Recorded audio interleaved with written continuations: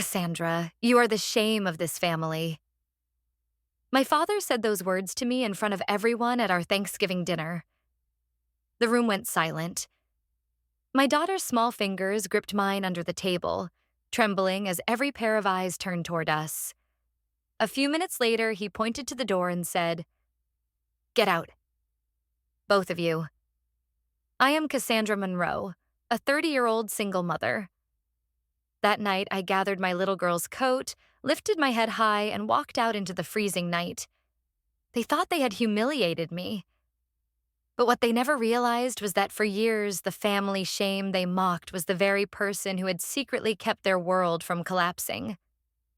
That night, I learned the truth, and that's when I decided to stop hiding and start living on my own terms. Before I take you through everything that happened, I'd love to know where you're watching from. Share it in the comments below. And if my story speaks to you, please hit that like button and subscribe. Your support helps me keep bringing you these powerful family stories, and it truly means so much. So let's go back to the beginning. Back to the house where image meant everything, love was conditional, and where I first learned that no matter how hard I tried, I was never going to be enough for my family. Growing up in the Monroe family looked perfect from the outside. Our house was the kind people slowed down to admire. A white colonial with trimmed hedges and a driveway where my father's Mercedes was always parked in front like a trophy. To neighbors and guests, we were the model American family. But inside those walls, love was measured, conditional, and always tied to performance.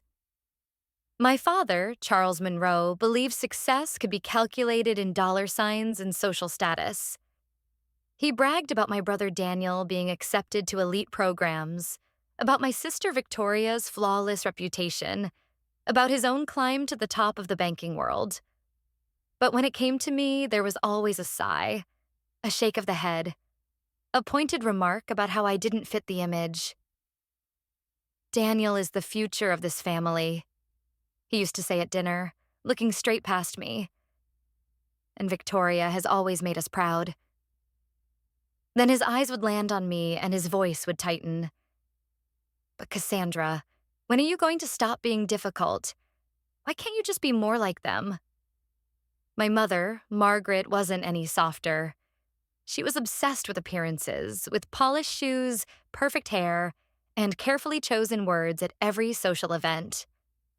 At garden parties, she'd whisper sharply in my ear, "Stand up straighter, Cassandra. Don't fidget. Don't embarrass us."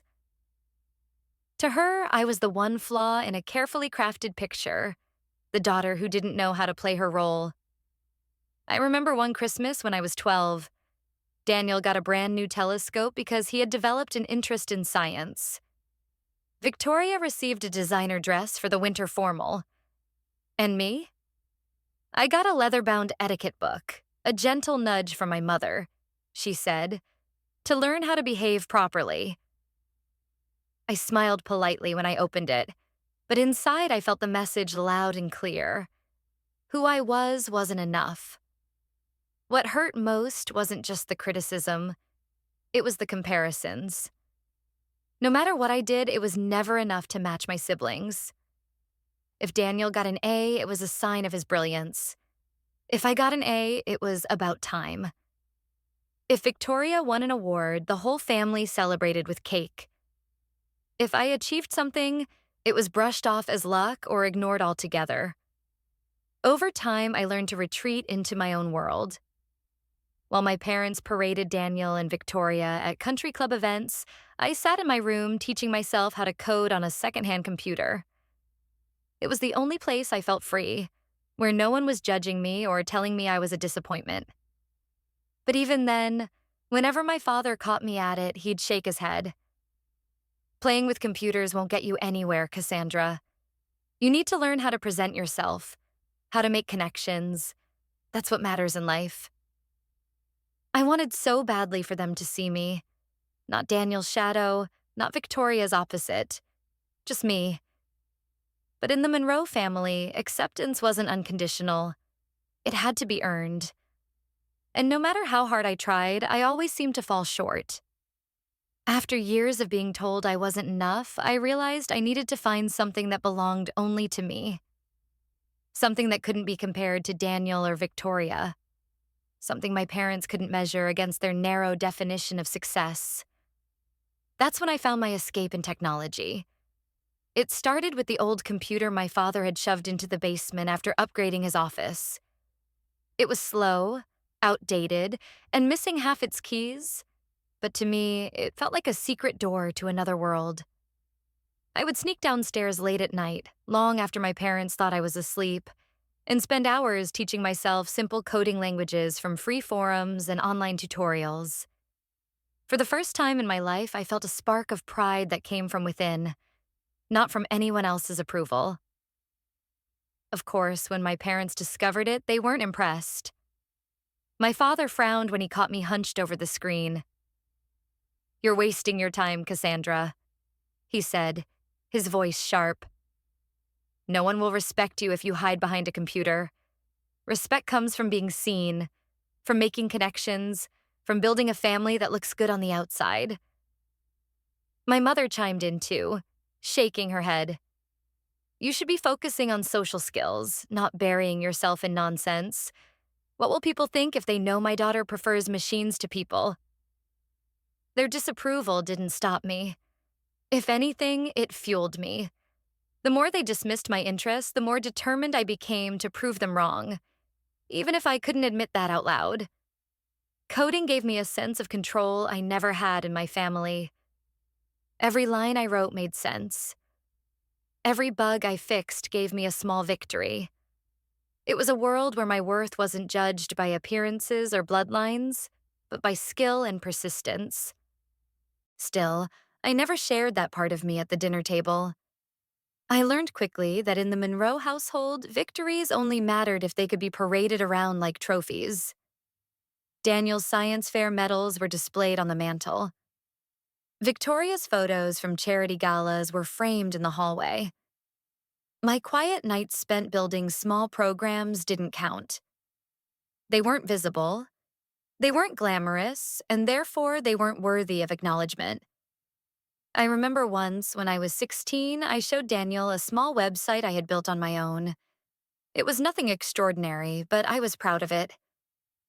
He glanced at it, smirked, and said, "That's cute, Cass, but websites don't get you into Harvard." I laughed it off at the time, but the sting stayed with me. Even my siblings couldn't see the value in what I was building. What they didn't understand was that while they were busy chasing approval, I was quietly developing a skill that would one day change my entire life.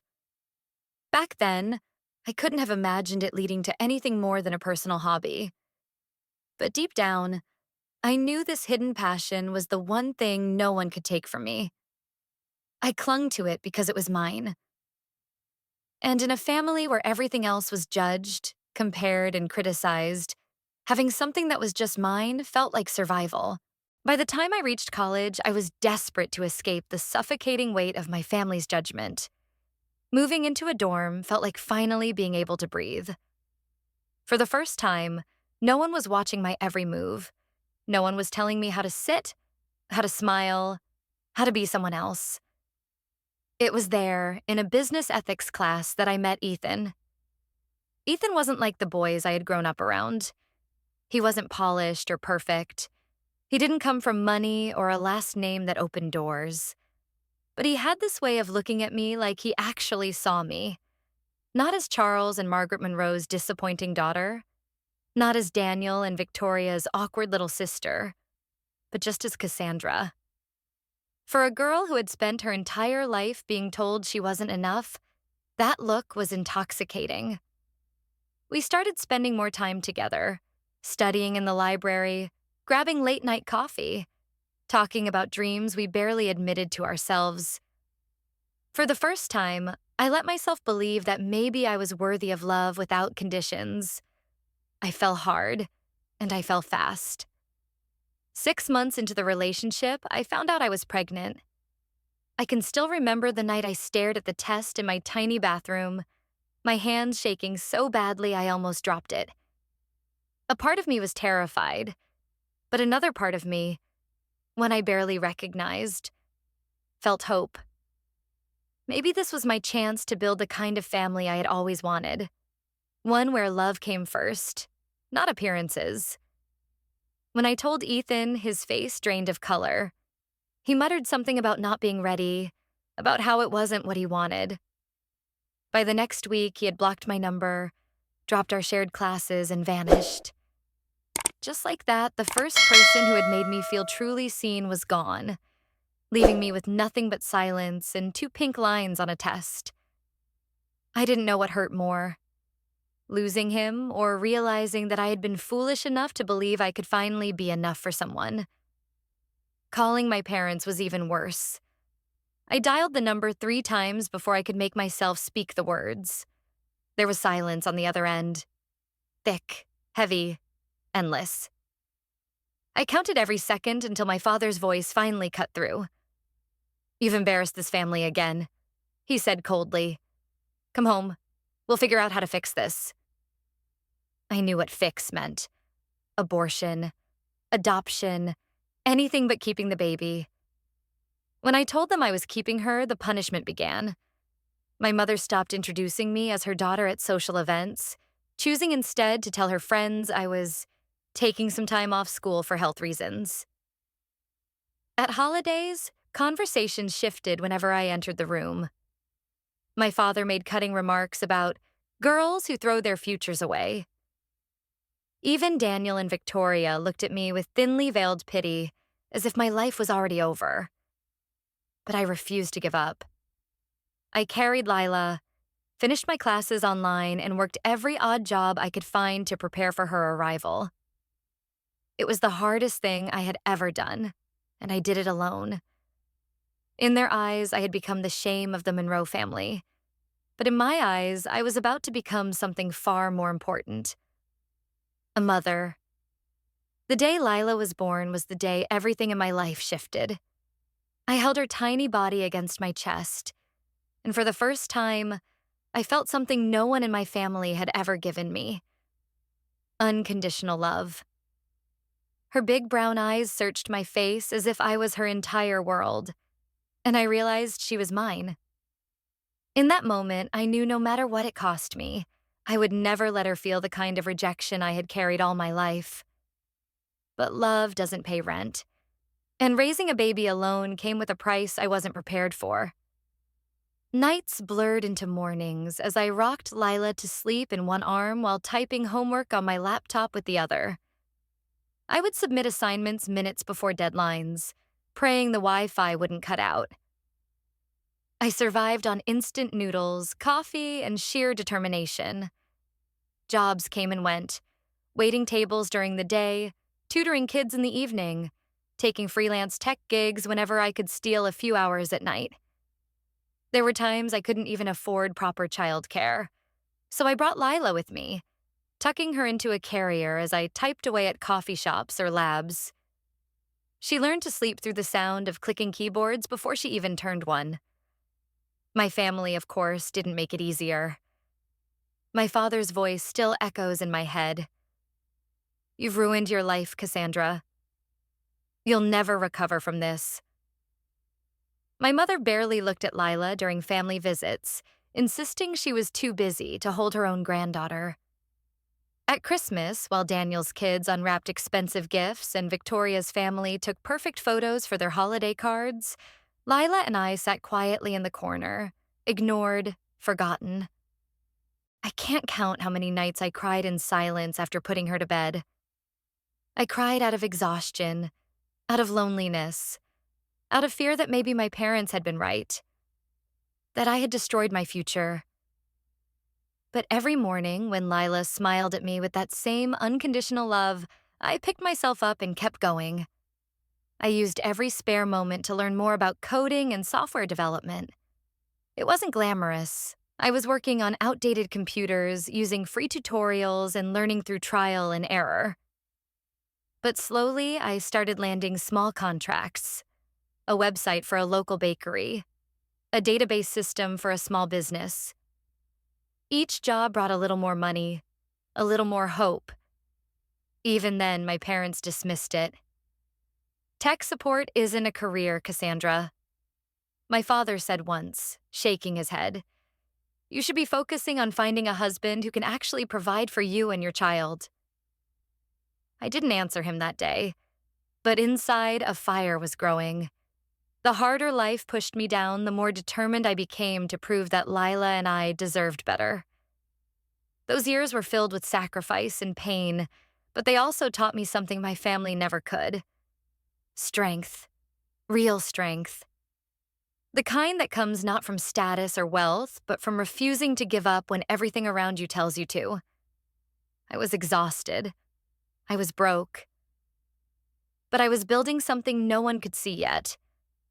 And deep down, I knew that one day, it would change everything.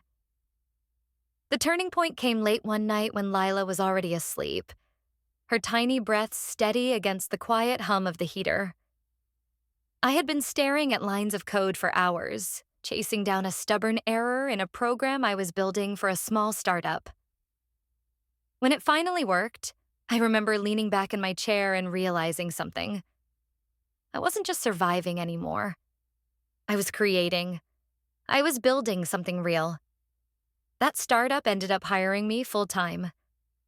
From there, opportunities multiplied.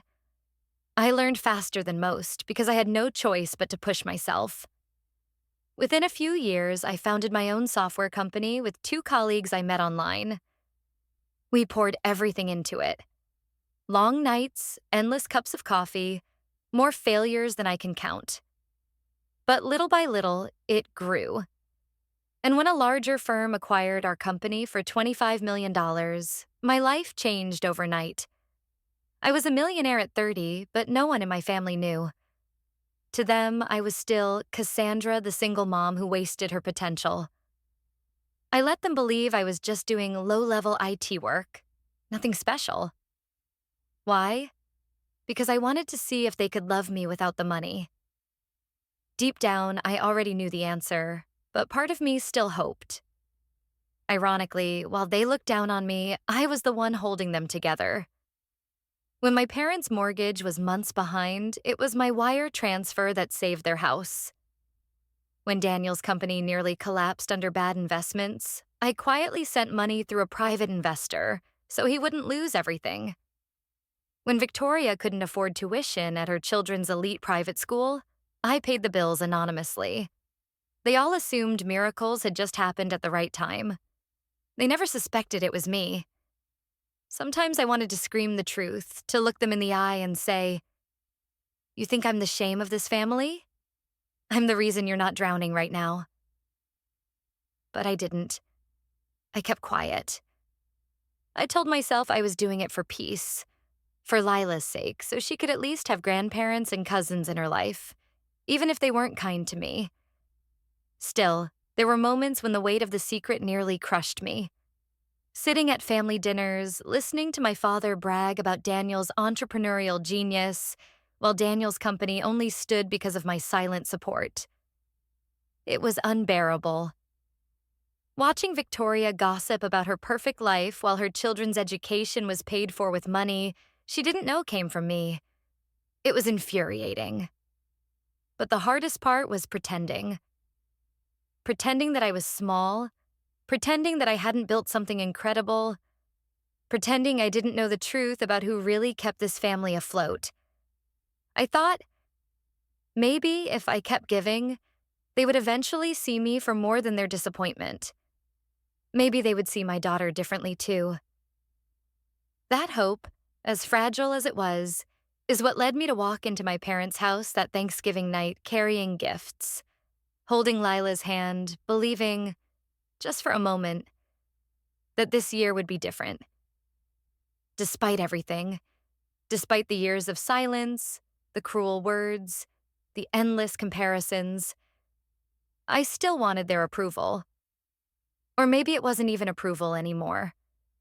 Maybe it was just the longing to be seen, to know that my daughter could walk into her grandparents' house and be welcomed instead of ignored. That's why, when Thanksgiving came around that year, I convinced myself it could be different. I remember standing in front of my closet, holding up a simple but elegant dress, smoothing the fabric with my hands. "You look beautiful, Mommy," Lila said, her wide eyes watching me. She twirled in her new little red dress I had bought just for the dinner. Her hair was tied up with a ribbon, her smile so innocent, so full of excitement. She had no idea what awaited us.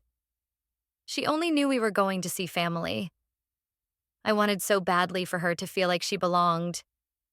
I went out of my way to make sure everything was perfect. I bought a bottle of wine that cost more than I ever spent on myself, tucked carefully into a gift bag. I picked out toys for my nieces and nephews, wrapping them with gold ribbon. I even baked a pumpkin pie from scratch, Lila standing on a stool beside me, her little hands dusted with flour as she giggled at the mess we made. For a few hours, it almost felt like the picture-perfect Thanksgiving my parents always pretended we had. On the drive over, I tried to quiet the nerves in my chest. The Monroe house looked the same as always when we pulled up. Grand, intimidating, the lawn trimmed to perfection. Lila pressed her face against the window and whispered, "Grandma's house looks like a castle." I forced a smile, ignoring the ache in my stomach. Before ringing the bell, I crouched down to fix the bow in her hair.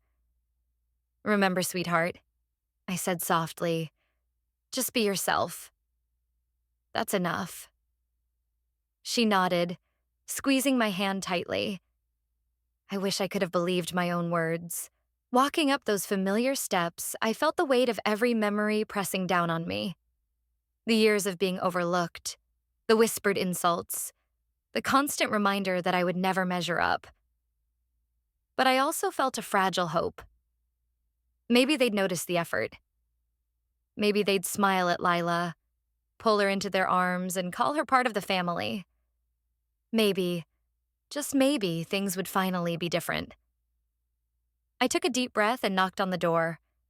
As it swung open and the warm light from inside spilled across us, I didn't know that within hours, that fragile hope would be crushed completely. Because that night, at that very table, my father would look me in the eye, raise his glass, and call me something I could never forget. The shame of this family. And with those words, everything would change forever.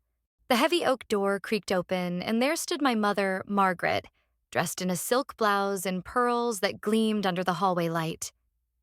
She looked me up and down quickly, her smile tight and practiced. "Cassandra," she said, as though the word itself were an inconvenience. Then her eyes drifted to Lila, who was clutching my hand in her little red dress, smiling brightly. My mother's lips curved slightly, but it wasn't warmth. It was the kind of polite smile you give a stranger at the grocery store. Inside, the house smelled of roasted turkey and cinnamon pies, the air thick with chatter and laughter. Daniel was already holding court in the living room, glass of wine in hand, retelling some story about a new business deal. Victoria and her husband Philip were arranging the children for a photo near the fireplace, their kids dressed in perfectly coordinated outfits. Everyone looked perfectly at ease, perfectly comfortable, until they noticed us. The room didn't fall silent, not completely, but I felt the shift. Eyes flicked toward us and then away, like we had tracked mud into a pristine carpet. Lila tugged on my arm, whispering, "Mommy, can I go play with my cousins?" I nodded, encouraging her forward, but the moment she approached, Victoria's oldest son stepped back, his voice carrying just enough for me to hear. "We don't have space." My daughter's face fell, her small hands fiddling with the bow on her dress as she quietly returned to my side. I swallowed hard and forced a smile as I set down the gift bag of toys. "These are for the kids," I said brightly. Victoria glanced at them, her expression unreadable, then muttered, "Oh, thanks," before turning back to Philip. At dinner, the table was set like something out of a magazine. Crystal glasses, polished silverware, candles flickering against perfectly folded napkins. I helped Lila into her seat, directly across from my father. He hadn't spoken to me yet, hadn't even looked at me. When he finally did, it was only to say, "You're late." "I'm sorry," I replied quietly. Traffic was heavy. The food was served, conversations bubbled around me, but it was as if I wasn't there. Daniel was bragging about his new project. Victoria was praising her children's school achievements. My mother was gushing about a recent charity gala. Every time I tried to join in, the words seemed to hit an invisible wall. My comments were ignored, brushed aside, or quickly redirected. Leela, sweet as always, tried to talk about her kindergarten play. "I was a star," she announced proudly, her little face lighting up. The table went quiet for half a beat. Then Philip chuckled under his breath. "Well, every child gets a part, don't they?" he said. Daniel laughed with him, raising his glass. My daughter's smile faltered, and I felt something tighten painfully in my chest. As I sat there, surrounded by the hum of conversations I wasn't part of, I realized how naive I had been. I had baked pies, bought gifts, dressed Lila in her prettiest clothes, all for this: to be invisible in a room full of people who shared my blood. The night had only just begun, but already the hope I had carried was slipping away, replaced by a familiar heaviness in my chest. As the meal went on, the tension around me thickened like smoke. I pushed food around my plate, more focused on making sure Lila ate than on my own appetite. She kept whispering little things to me about how good the turkey was, about the candlelight, about how her cousins wouldn't let her play. I nodded, smiled, and encouraged her, all the while feeling that heavy knot in my stomach tighten with each passing moment. Halfway through dinner, my father tapped his fork against his glass. The familiar sound cut through the chatter like a command, and immediately the table fell quiet. Everyone turned their eyes to him, waiting. He loved this part. The moment he could hold court. The moment his words carried the weight of judgment and pride alike. "I just want to take a moment," Charles began, his deep voice carrying effortlessly, "to recognize what this family has to be thankful for this year." I sat straighter, my hands tightening in my lap. Maybe this was the moment. Maybe he'd noticed that I was here, that I had tried, that Lila was part of this family too. He lifted his glass toward Daniel first. "To my son, Daniel. You've worked so hard building your business. You are the future of the Monroe name, and I couldn't be prouder." Daniel raised his glass, grinning, basking in the praise. Then my father turned to Victoria. "And to my daughter Victoria, and her husband Philip. You've built a strong, beautiful family. Your children are thriving, and you represent the Monroes with grace and dignity." Victoria's smile was radiant, Philip's arm resting possessively on her chair as if the words were meant for him too. My mother dabbed her lips with her napkin, nodding approvingly, her eyes glowing as though each compliment were directed at her. I waited. My heart pounded in my chest as my father's gaze swept across the table. For one fragile second, I thought he might glance at me, that he might acknowledge my daughter sitting there with her bright eyes and hopeful smile. But his gaze slid past me as if I were invisible, and he continued, "To the grandchildren who bring joy and promise to our family's future." He named each one of Victoria's children individually, spoke about their grades, their sports, their achievements. But not Leela. I felt her small hand reach for mine under the table, her fingers curling around mine. I squeezed gently, hoping she wouldn't notice, hoping she wouldn't realize she had been left out. But Lila was only 5, too innocent to understand the cruelty of being erased. Her sweet voice broke the silence. "Grandpa, what about me and Mommy?" The words hung in the air, cutting deeper than any knife. Forks clattered lightly against plates as a few people shifted uncomfortably. Daniel cleared his throat, hiding a smirk behind his glass. Victoria glanced at Philip, who leaned back in his chair, lips curled in amusement. My father's jaw tightened, his eyes narrowing slightly. For a heartbeat, I thought he might correct himself, that he might offer even a token acknowledgement.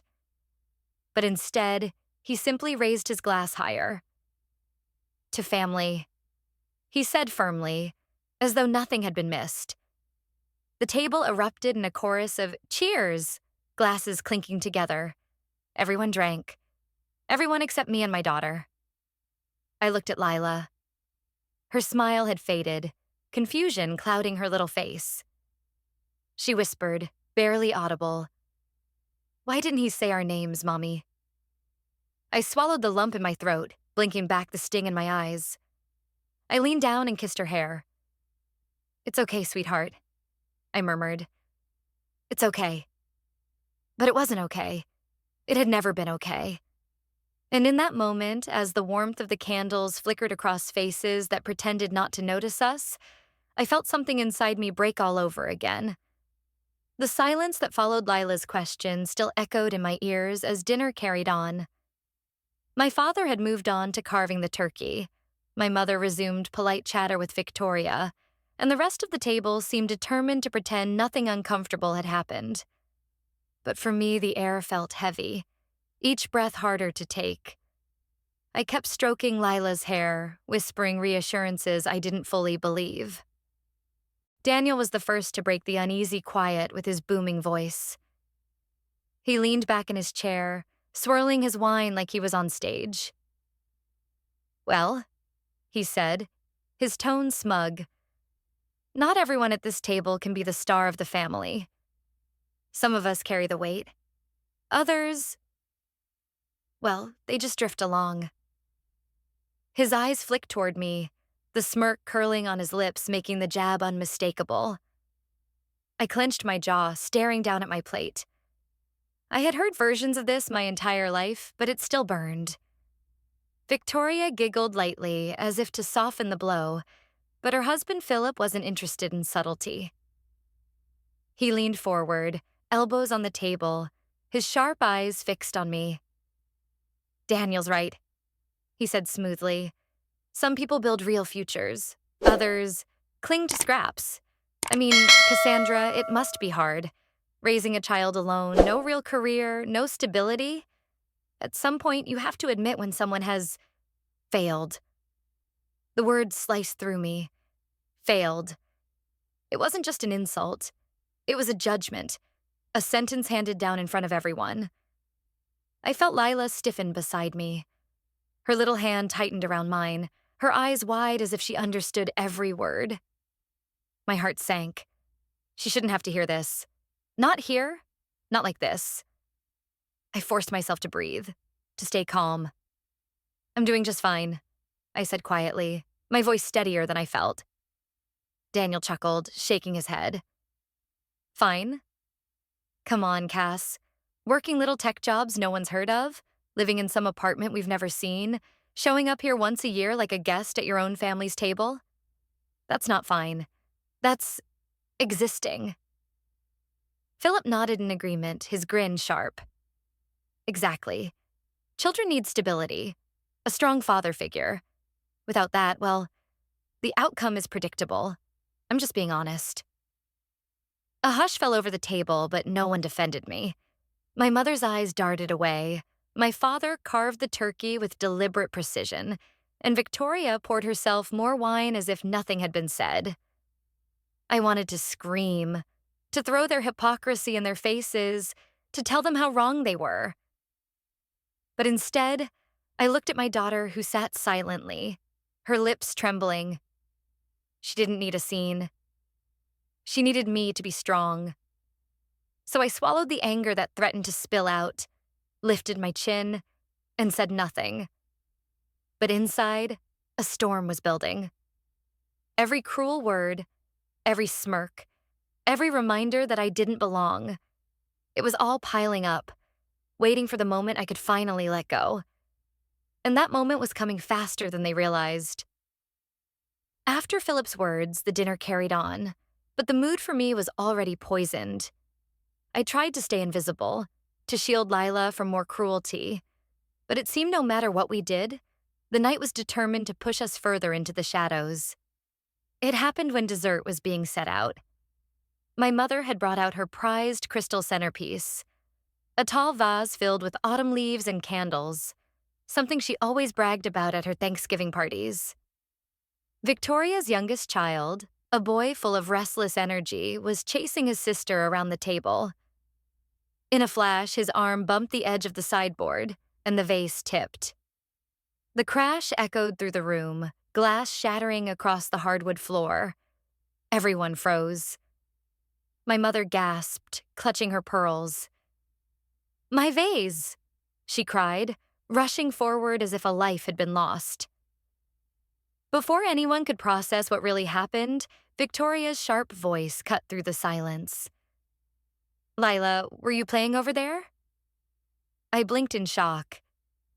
"What? No, she was sitting right here beside me." But it was too late. All eyes had turned to my daughter. Her big brown eyes went wide and her lips trembled.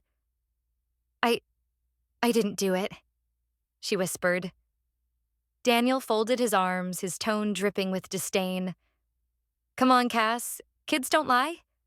We all know how these things happen." Philip added, "It's not her fault, really. She just doesn't have the right guidance. Children reflect their parents, after all." His eyes lingered on me, the insult sharp and deliberate. I felt Lila bury her face against my arm, her small body shaking. My chest burned with anger. "She was with me the entire time," I said firmly. "You saw her. She hasn't left this chair." But my father slammed his hand against the table, silencing the room.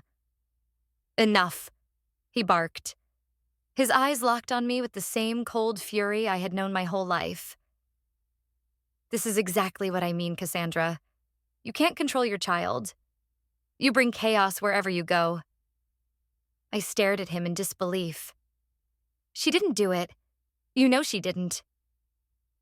But he had already turned away, instructing my mother to clean up, muttering about how some people didn't know how to raise children properly. The sound of my daughter's quiet sobs cut through me more painfully than his words ever could. I held her tightly, whispering, "It's not your fault, baby. Don't listen to them. I know the truth." But looking around that table, at Daniel's smirk, at Philip's satisfied expression, at Victoria's narrowed eyes, and at my father's hardened face, I realized the truth didn't matter here. They had already decided who we were. And for the first time that night, I felt my anger begin to eclipse my hurt. The broken glass had barely been swept away when my father's anger still lingered in the room like smoke. Everyone resumed eating pie and sipping coffee as if nothing had happened, but my daughter's quiet sniffles didn't stop. I kept an arm around her, stroking her hair, my own chest tight with fury I could no longer contain. Finally, I set down my fork and looked across the table. "You all know Lila didn't do that," I said, my voice low but firm. "She was sitting with me the entire time. She deserves an apology." The room froze again. Daniel leaned back in his chair, his smile mocking. "Oh, come on, Cass. You're making this bigger than it is. Kids break things. Don't be so dramatic." "She didn't break it," I snapped, my voice sharper now. "And you know it." My father's eyes narrowed, his fork clattering against his plate. "Watch your tone." I met his stare, refusing to back down. "All my life you've treated me like I don't belong. Fine, but you will not do this to my daughter. Not tonight. Not ever." A stunned silence filled the table. Victoria's lips parted in disbelief, Philip's smirk widened, and Daniel muttered under his breath, "Here we go again." That was when my father stood. He rose slowly, deliberately, his presence casting a shadow across the table. His voice, when it came, was cold and final. "Cassandra," he said, each syllable like a blow. You are the shame of this family. The words hit me harder than I expected. Even after all these years, after every cruel remark, every dismissive glance. Hearing it out loud in front of everyone was like having the ground pulled out from beneath me. Lila gasped softly, looking up at me with wide, tearful eyes. "Mommy," she whispered, her little voice breaking. But my father wasn't finished. He pointed toward the door, his hand steady, his face set in stone. "Get out, both of you. You don't belong here." For a moment, no one moved. No one spoke. Even the children fell silent. The only sound was the pounding of my own heart in my ears. I stood slowly, my legs shaking, but my back straight. I helped Lila with her coat, her tiny hands fumbling with the sleeves. She clung to me, her sobs muffled against my chest. No one stopped us. No one defended us. Not my mother, who sat rigid in her chair. Not Daniel, who smirked into his glass. Not Victoria, who adjusted her napkin as though nothing had happened. As I walked toward the door, I felt the weight of every pair of eyes on my back. The humiliation they wanted me to feel was heavy, but underneath it was something else. Resolve. At the threshold, I turned my head just once. My voice was steady, though my heart was breaking. "You think I'm your shame. One day you'll see the truth. And when you do, it will be too late." Then I stepped out into the freezing November night, my daughter's hand in mine, and the door closed behind us with a final, echoing thud. The cold air hit my face the moment the heavy door slammed behind us. For a second, I just stood there on the front steps, holding Lila close, the November wind cutting through my thin dress. My daughter buried her face into my chest, her little body trembling, her sobs muffled against me. Inside, the sound of laughter and clinking glasses carried on faintly, as if nothing had happened.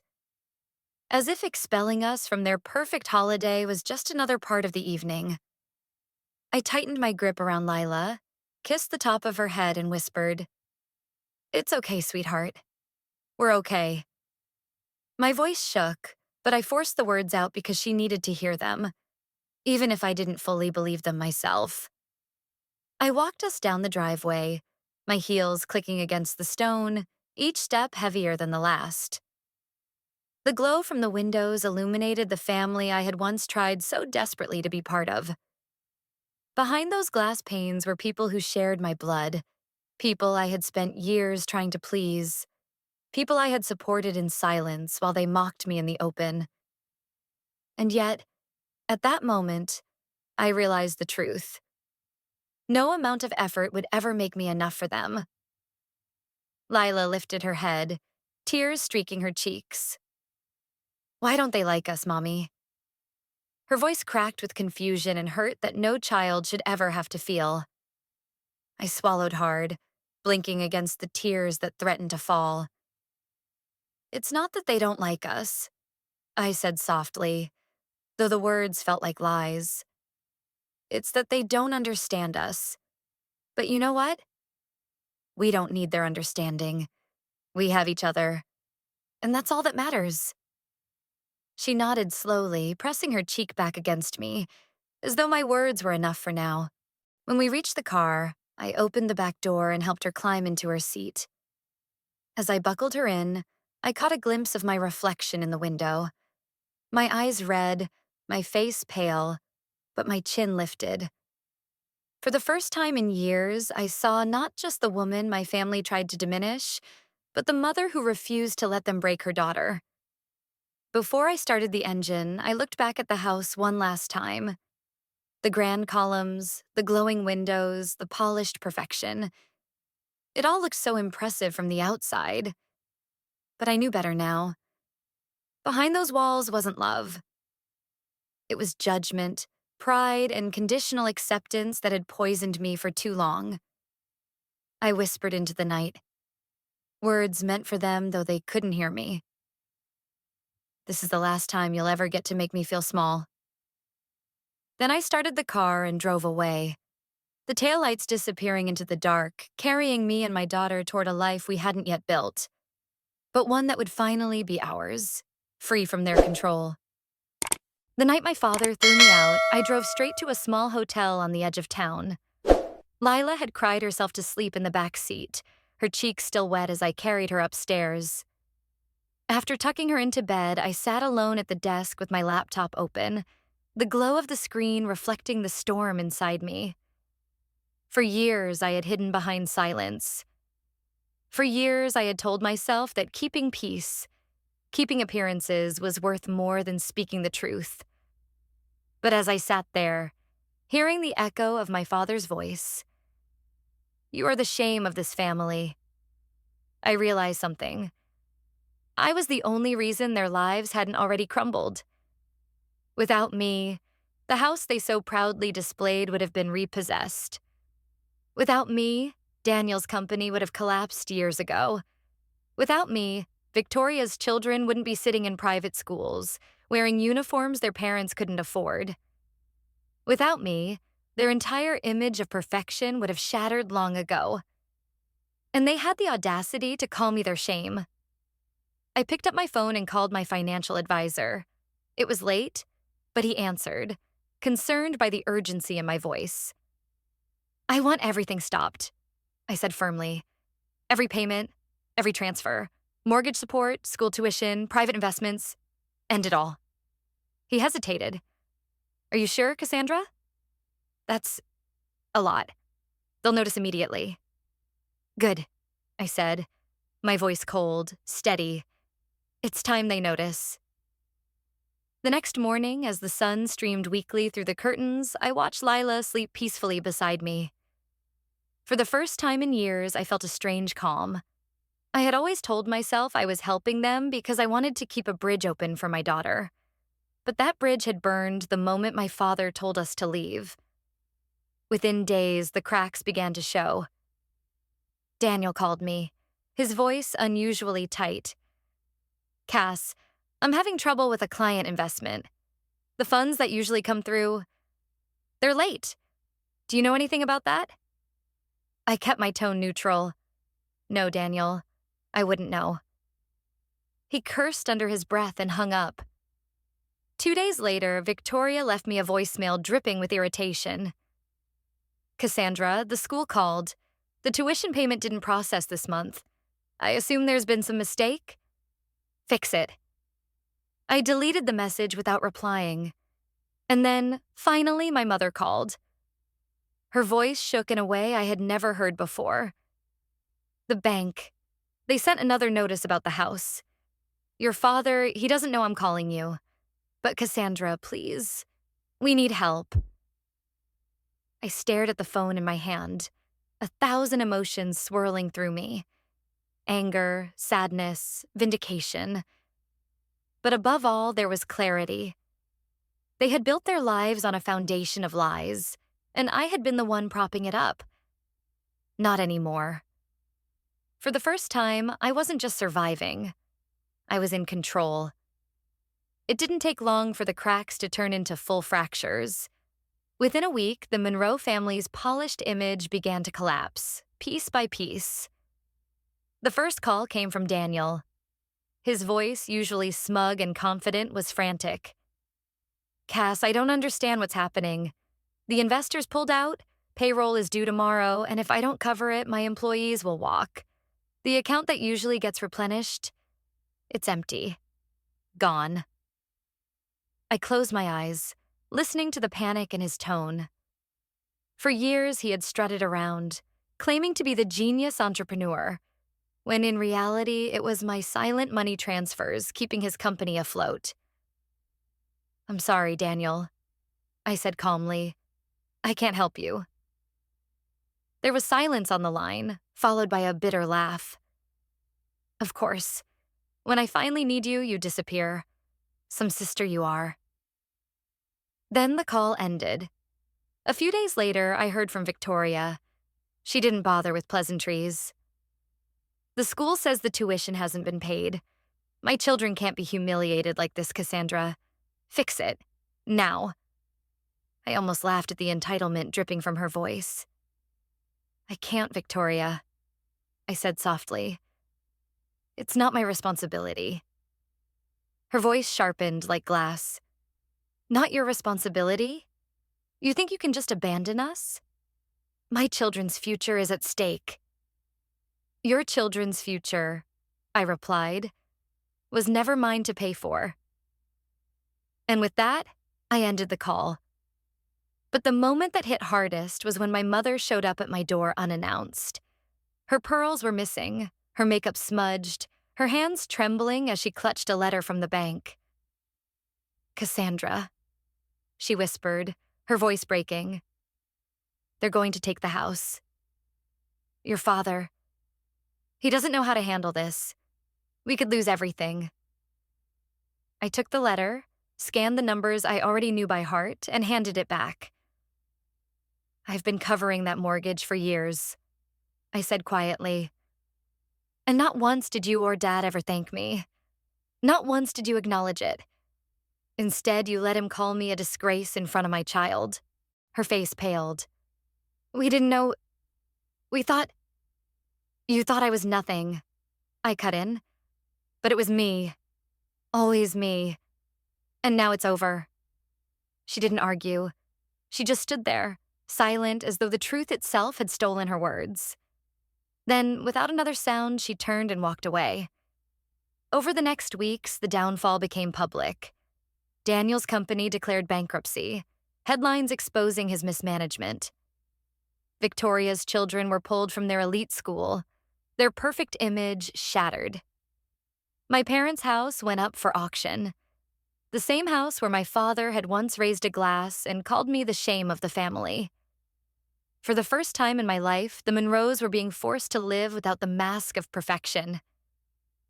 And for the first time, I felt something close to justice. It was late in the evening when my phone rang again. This time, the caller ID made my chest tighten. Dad. For a moment, I considered ignoring it. But curiosity, and maybe a small part of me still craving closure, made me swipe to answer. Cassandra. His voice was rough, stripped of its usual authority. We need to talk. I didn't respond right away, letting the silence stretch.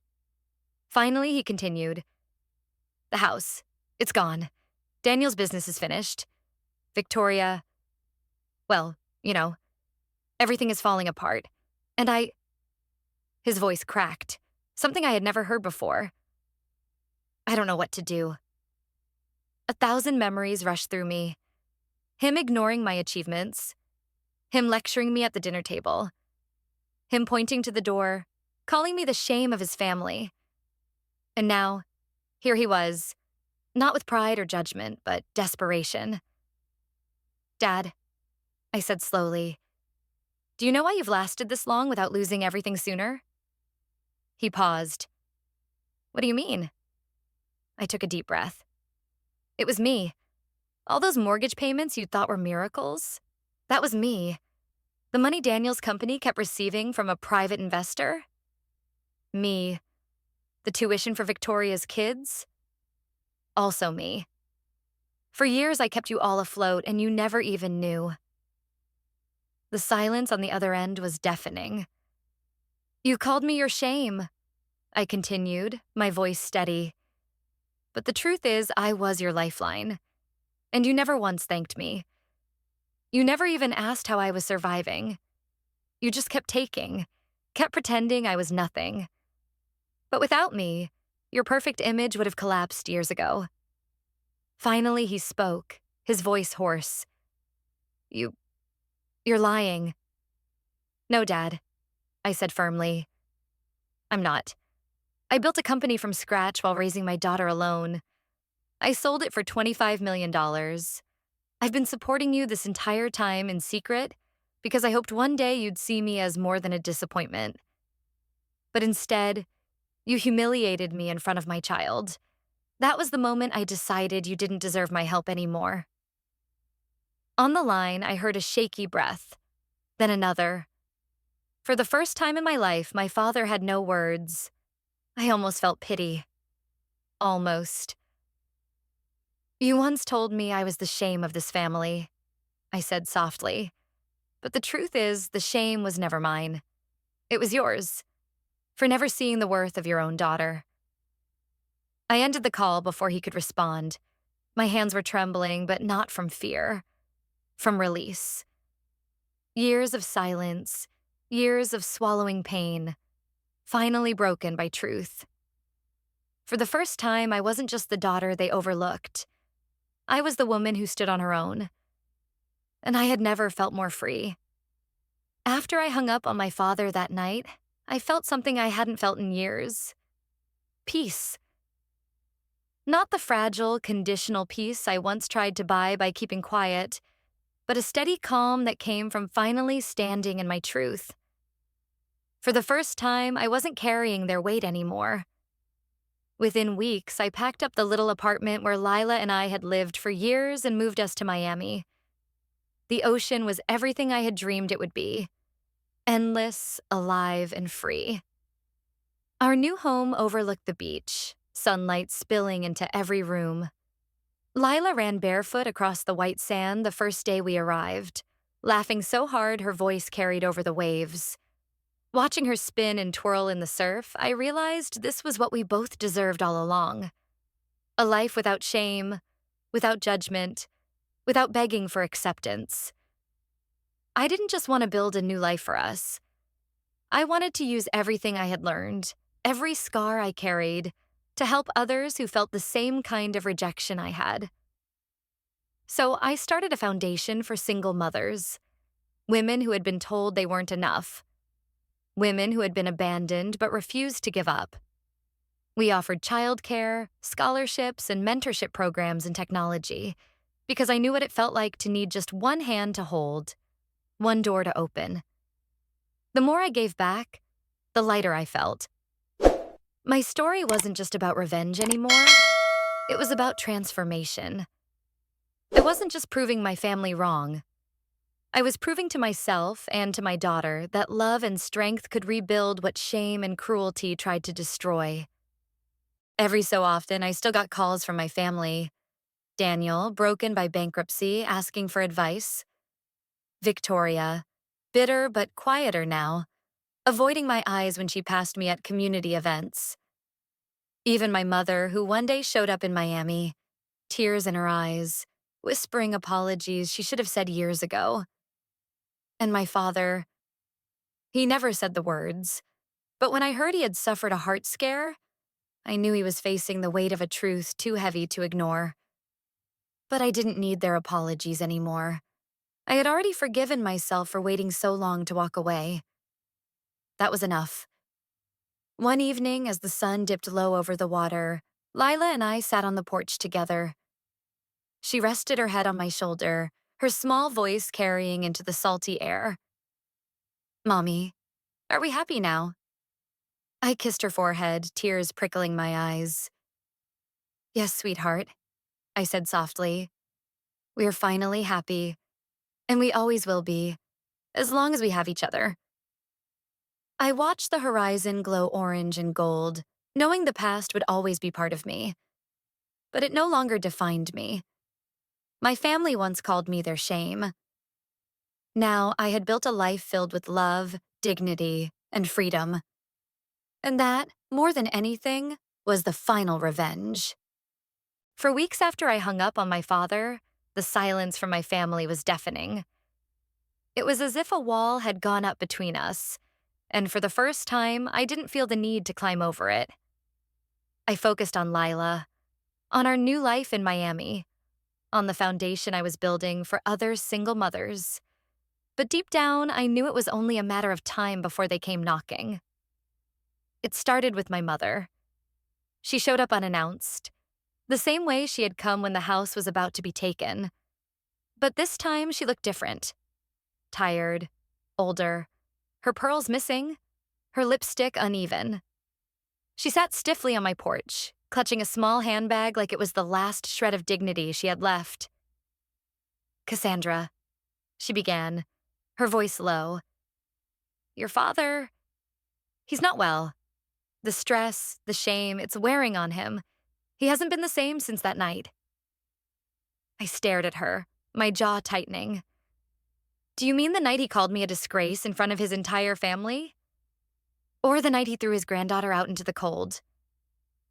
She winced. He regrets it. Does he? I asked sharply. Or does he regret losing the money? Her silence was answer enough. Then she tried another tactic, the one she always used when I was a child, appeals to family loyalty. Cassandra, no matter what's happened, we're still blood. Your brother, your sister, they're struggling. This family needs you. You can't just turn your back on us. I laughed bitterly, the sound harsher than I intended. I already spent years saving this family, Mom. And do you remember what I got in return? Silence. Criticism. Being erased from every story you told your friends. You want me back now because you've realized I was the glue holding your perfect picture together. But you never wanted me. You just wanted what I could give. She flinched, her eyes wet with tears. For the first time, I saw her facade crack, and part of me almost felt sorry for her. But then I remembered Lila's little voice at the dinner table, asking why her name wasn't mentioned. I remembered the way my father's finger pointed at the door, banishing us like we were strangers. And any sympathy I felt hardened into resolve. I built a life for myself and my daughter, I said quietly. A real life. One with love, respect, and freedom. Why would I ever go back to the people who denied me all of that? She opened her mouth as if to argue, but no words came. After a long pause, she stood, smoothed her skirt, and said, If you don't help us, Cassandra, the Monroe name will be ruined. I looked her straight in the eye. Then let it be ruined. Maybe it's about time. She left without another word, her heels clicking down the walkway, her back straighter than it had been when she arrived. I knew she would return to my father, to Daniel, to Victoria, and tell them I had refused. And I also knew this wasn't the end. Because people like my family didn't accept defeat quietly. They would come again. They would try harder. And next time, they wouldn't come with quiet appeals. They'd come with anger. And I was ready for it. I thought saying no to my mother would be the end of it, but I should have known better. The Monroes were never the kind of people to suffer in silence. Within days, the story began to spread. Not from me, but from whispers my family must have started themselves. Suddenly, people who hadn't spoken to me in years were calling, texting, and even showing up in Miami. It started small. An old acquaintance from high school messaged me on social media. So it's true? You've been hiding millions this whole time? Why didn't you help your family earlier? That's cold. I stared at the screen in disbelief. She had no idea what I had sacrificed, what I had already given, but the judgment came easily. Others followed. Old neighbors, distant relatives, people who had once looked down on me when I was pregnant and alone. Now they all wanted answers. Some came with fake sweetness, trying to get close. Cassandra, we always knew you were special. Maybe now you can join the charity board, host some events, show people the real Monroe legacy. Translation: use your money to clean up the family's reputation. Others weren't so subtle. At a networking event, a former friend of Victoria's cornered me near the bar. You made them look like fools, she said sharply. You could have prevented all this if you just stepped up sooner. Instead, you let the Monroes fall apart. Do you enjoy making a spectacle of your own blood? Her words stung, not because they were true, but because they reflected the same twisted logic my family had used my whole life, that their image mattered more than my dignity. The whispers grew louder. Articles began circulating online, speculating about my net worth, about my secret fortune, about whether I had turned my back on my blood. Some called me selfish. Some painted me as a villain. Others, thankfully, called me strong. But every headline, every comment, every rumor felt like another hand trying to drag me back into the shadows of a family I had already left behind. I remember sitting on the balcony one evening, the ocean breeze on my face, scrolling through the latest wave of comments. Lila came outside, clutching her stuffed rabbit, and climbed onto my lap. "Mommy," she asked softly, "why are people saying mean things about you?" I closed my eyes, holding her close. How do you explain to a child that sometimes people hate you not because of who you are, but because you refuse to be who they want you to be?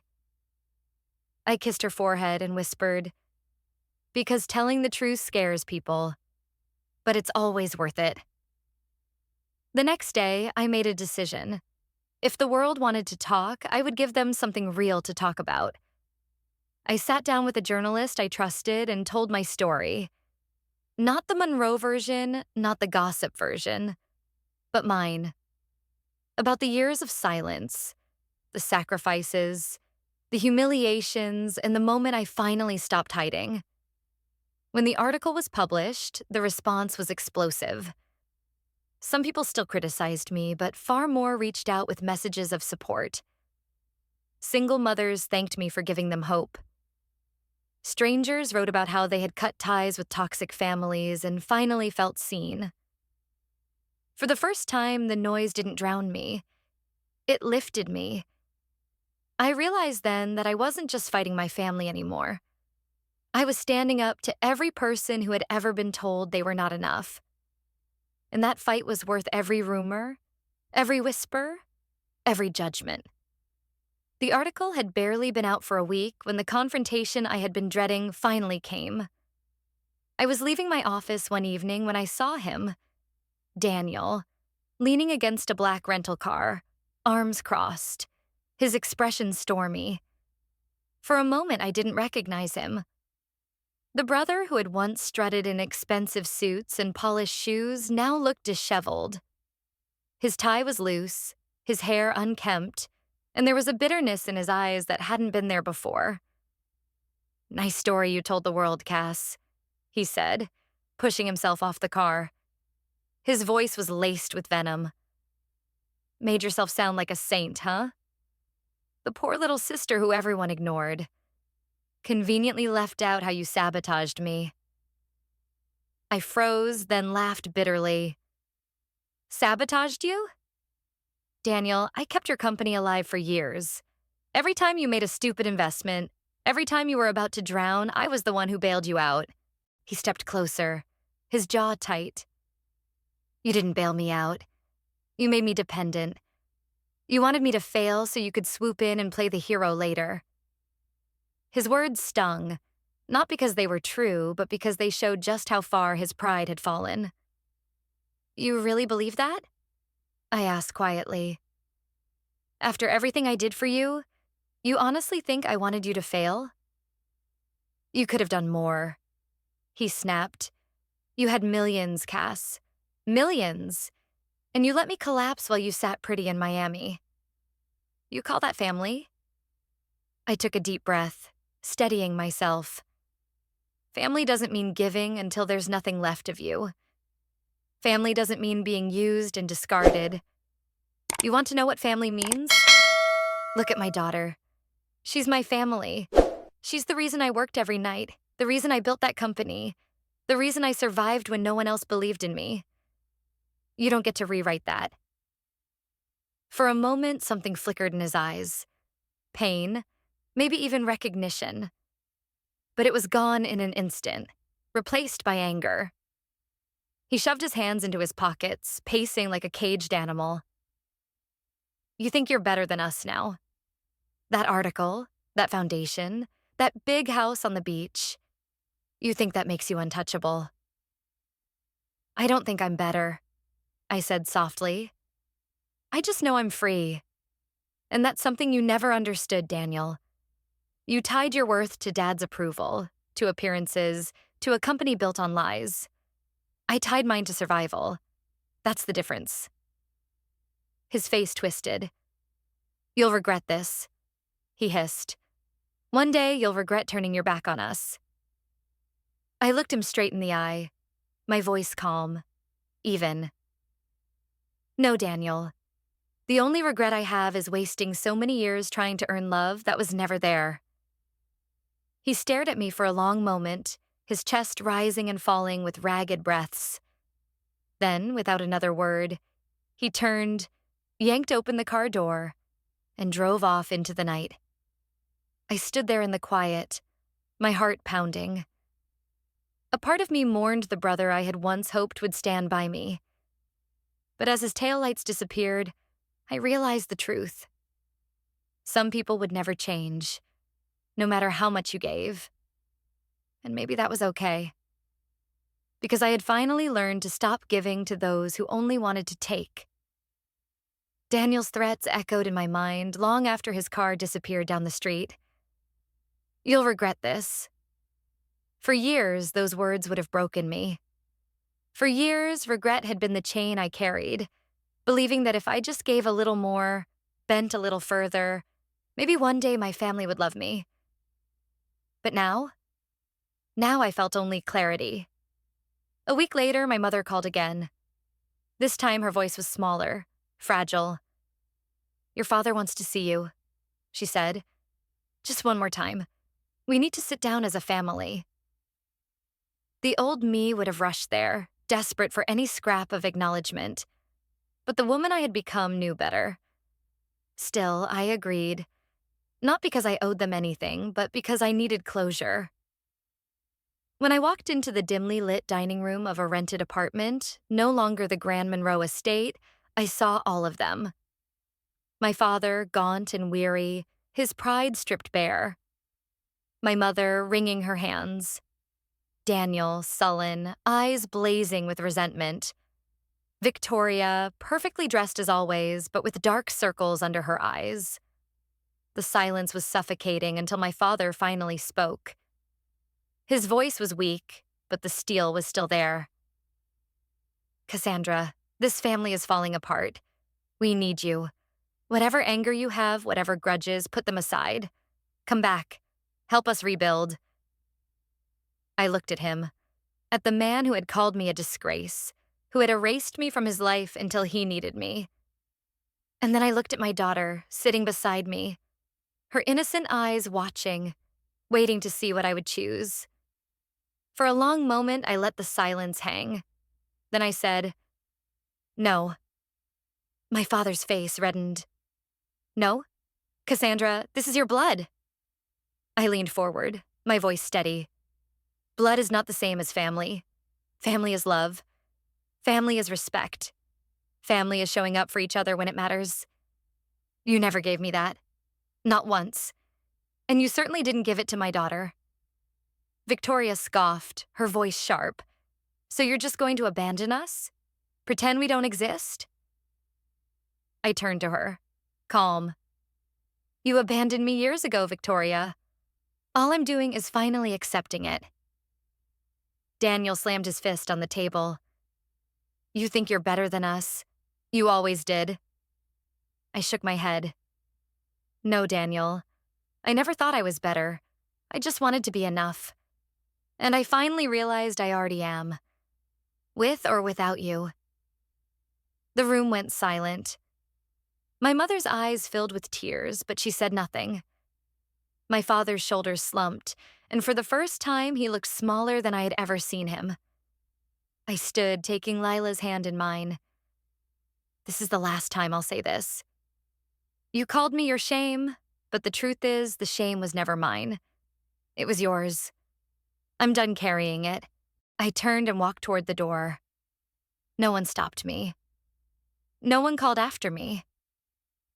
As the door closed behind us, I felt the final weight lift from my shoulders. For the first time, I was free. Not just from their judgment, but from the hope that they would ever change. I looked down at Lila, who was smiling faintly, as if she understood. So, we don't have to see them again? She asked softly. I squeezed her hand. No, sweetheart. From now on, our family is us. And that's more than enough. And with that, I chose not just to leave my past behind, but to redefine family on my own terms. Leaving that small, dim apartment where my family had begged for help one last time, I knew something inside me had shifted permanently. The chain that had bound me for decades was finally gone. For the first time, I felt light, free. In Miami, life began to settle into something almost magical. My mornings started with walking Lila to school, her hands swinging in mine as the sun painted the horizon. My days were filled with meetings for the foundation I'd launched, helping single mothers gain skills in technology, offering them opportunities I once had to claw and bleed for.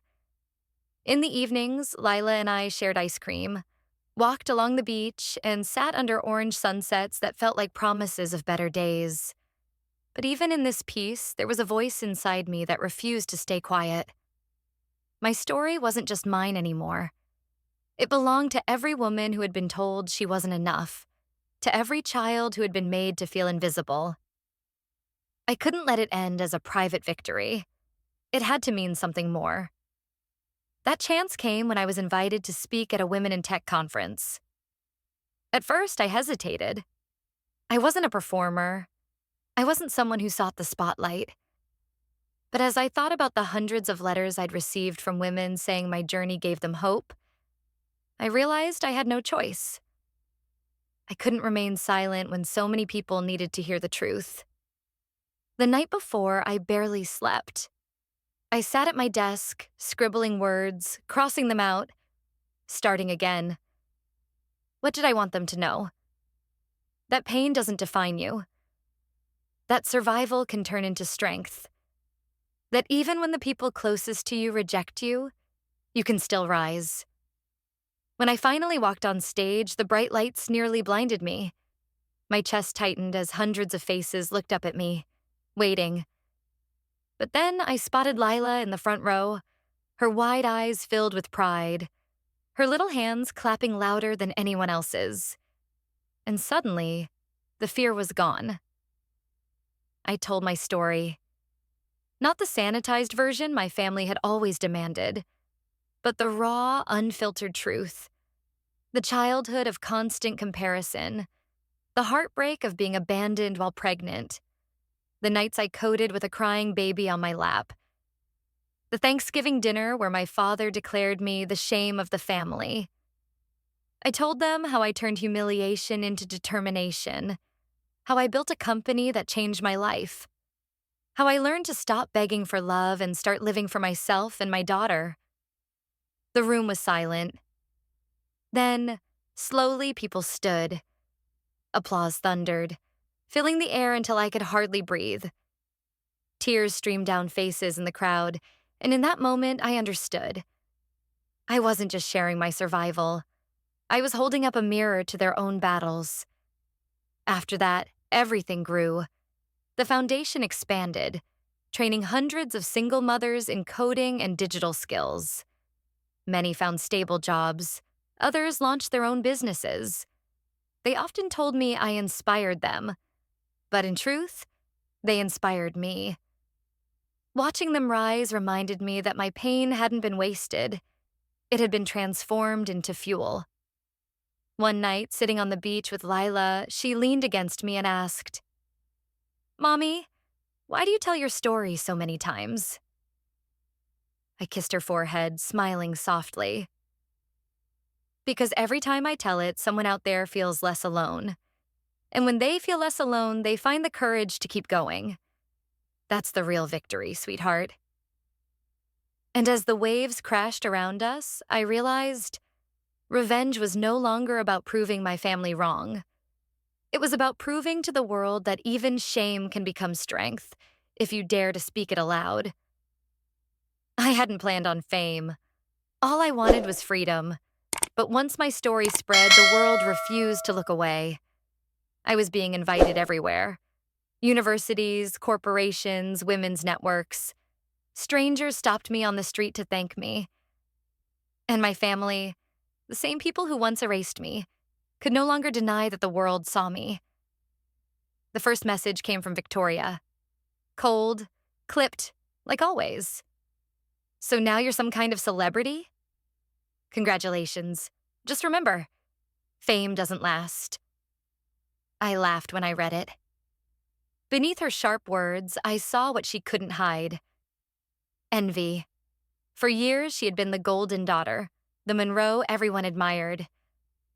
Now she was nothing more than a supporting character in my story. Daniel's response was uglier. His voicemail was long, rambling, laced with rage. You made me look weak. Everyone thinks I lived off you, that I'm nothing without you. Do you understand what you've done to me? You destroyed me, Cassandra, and you're proud of it. I listened to the whole thing, then deleted it. The truth was, I hadn't destroyed Daniel. He had destroyed himself by clinging to illusions and arrogance.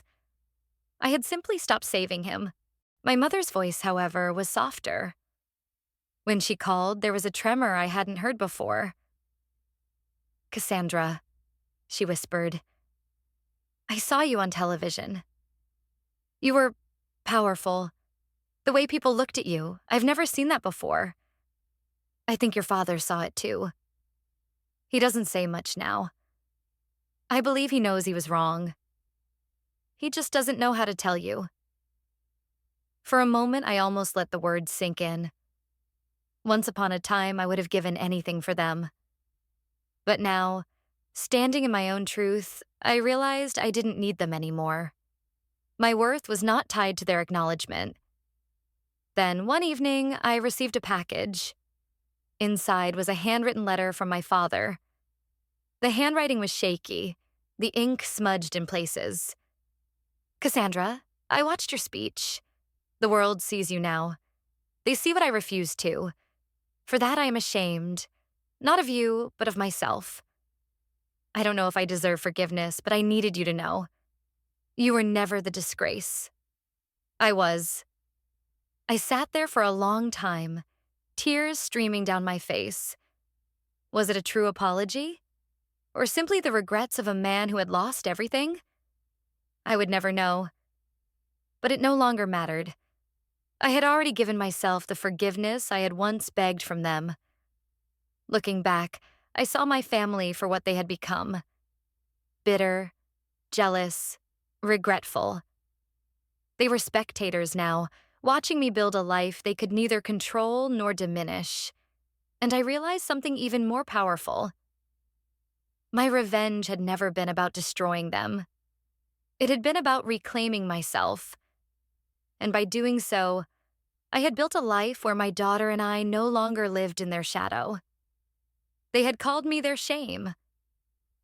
Now, the world called me something else entirely. And the sweetest revenge of all was knowing I didn't need them to believe it.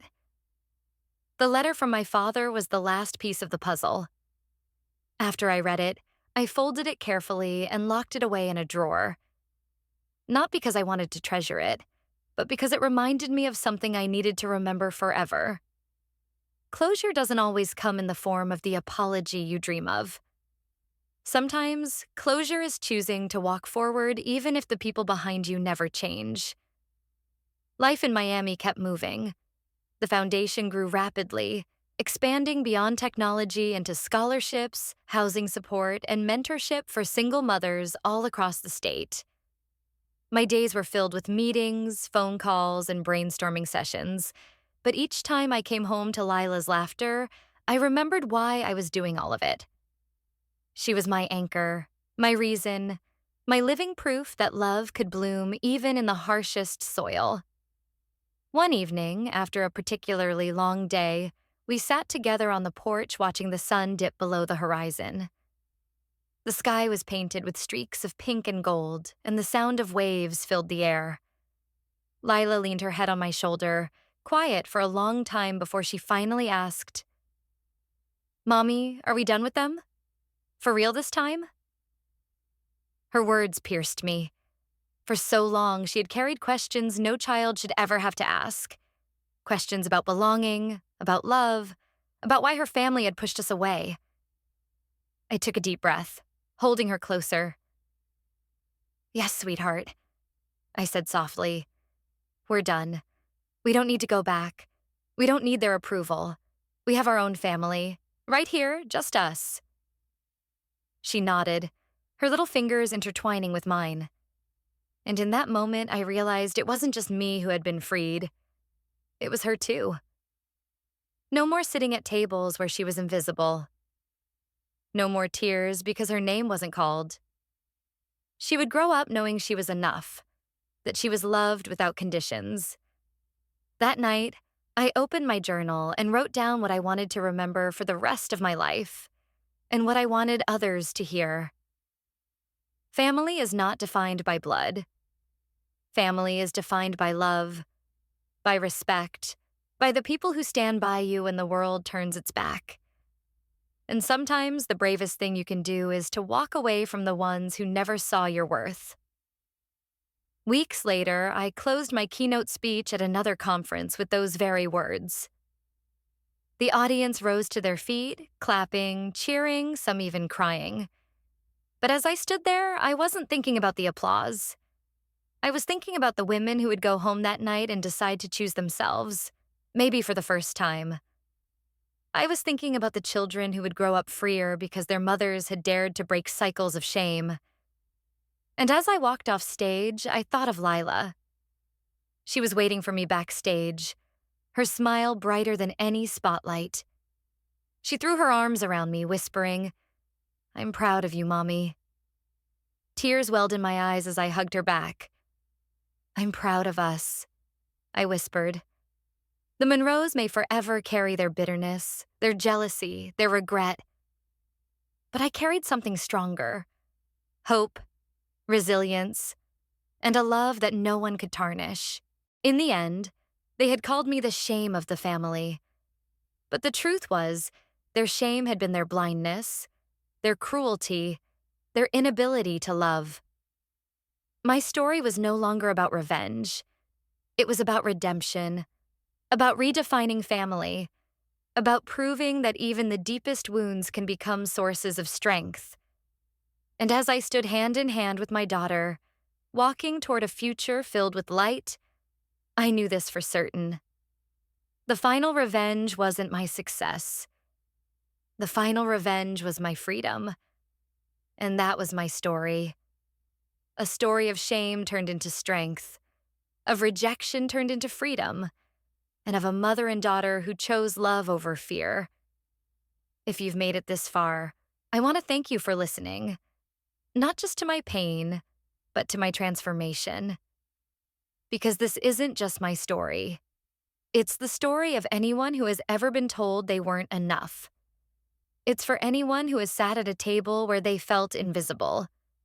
For anyone who has walked out of a room carrying more courage than the people who tried to tear them down. Family isn't always blood. Sometimes family is the people who choose you, the people who lift you up, the people who remind you that you are already enough. And sometimes the bravest thing you can do is walk away from the ones who never saw your worth. If my journey touched you, please hit that like button. It really helps. Don't forget to subscribe to Hidden Family Revenge Stories, where we share powerful stories like this one every week. And I'd love to hear from you. Have you ever had to walk away from people who were supposed to love you? Share your story in the comments below. I promise you're not alone. This is Cassandra's story, but it could be anyone's story. Maybe even yours. And remember, the sweetest revenge isn't anger. The sweetest revenge is freedom. Thank you for watching Hidden Family Revenge Stories. See you in the next video.